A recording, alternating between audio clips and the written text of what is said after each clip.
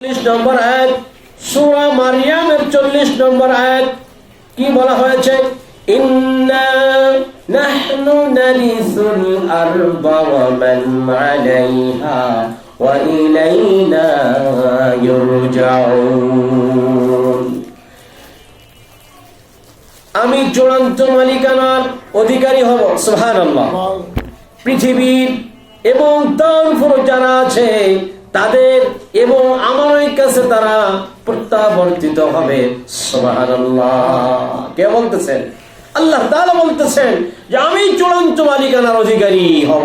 সুবহানাল্লাহ। এতে করে সন্দেহের অবকাশ নাই। কারণ কি? আসমানের মালিক কে? আল্লাহ। জমিনের মালিক কে? হায়াতের মালিক কে? মওতের মালিক কে? রিজিকের মালিক কে?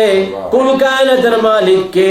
যে আল্লাহ তাআলা আসমানের মালিক, জমিনের মালিক, হায়াতের মালিক, মওতের মালিক, কুল কায়নাতের মালিক, সে আল্লাহ তাআলা মানুষ সারা মানুষ বানাইতে পারেন কি পারে না?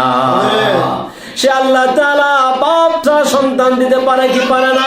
অবশ্যই পারেন। যে আল্লাহ তাআলা কারোর অনুমতি লাগে না, অর্ডার লাগে না। আল্লাহ তাআলা বলেন কুন ফায়াকুনের মালিক। তিনি যখন যেটা হতে বলেন সেটা হয়ে যায়, যেটা ধ্বংস হতে বলেন সেটা ধ্বংস হয়ে যায়। হাদিসের কুদসির ভিতরে আল্লাহ তাআলা বলেন আতাই কালামি ওয়া আযাবি কালামি, আতাই কালামি ওয়া আযাবি কালামি।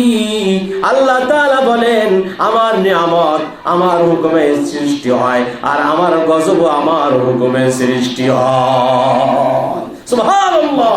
এইজন্য আল্লাহ তাআলা সূরা মারইয়ামের 40 নম্বর আয়াতে ঘোষণা করেন ইন্না নাহনু নারিসুল আরদা ওয়া মান আলাইহা ওয়া মান আলাইহা ওয়া ইলাইনা ইরজাউন। আল্লাহু আকবার। আল্লাহ বলেন আমি চূড়ান্ত মালিকানার অধিকারী কে? আল্লাহ। চূড়ান্ত মালিকানার অধিকারী কে? আমি হলাম, আমি রব, আমি চূড়ান্ত মালিকানার অধিকারী। এতে কোনো সন্দেহ নাই যে আল্লাহ আসমানের মালিক, জমিনের মালিক, হায়াতের মালিক, মওতের মালিক, ইহকাল পরকালের মালিক, সব কিছুর মালিক একমাত্র কেবলমাত্র শুধুমাত্র আল্লাহ। আমি আল্লাহ ছাড়া আসমানে, জমিনে এবং আমি আল্লাহ রব্বুল আলামিনের হুকুমে সব কিছু হয়। তোমরা দুচোখে যা দেখো আর না দেখো সবই আমার সৃষ্টি। সুবহানাল্লাহ।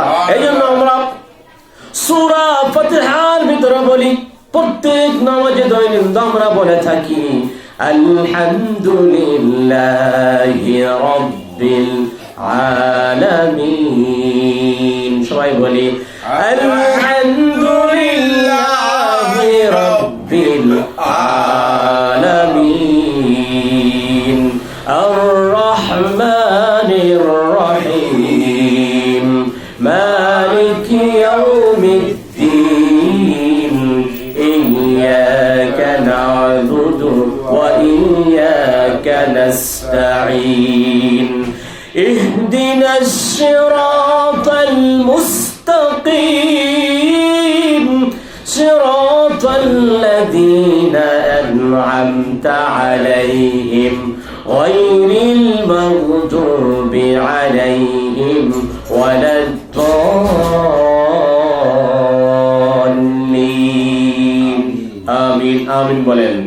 কারণ আল্লাহ তাআলার হাবিব বলেছেন সূরা ফাতিহা যখন তেলাওয়াত হয়, নামাজের ভিতরে যখন ইমাম সাহেব সূরা ফাতিহা পাঠ করে, ওয়ালাদ-দাল্লিন বলার সাথে সাথে ফেরেশতারা আমিন বলেন। সুবহানাল্লাহ।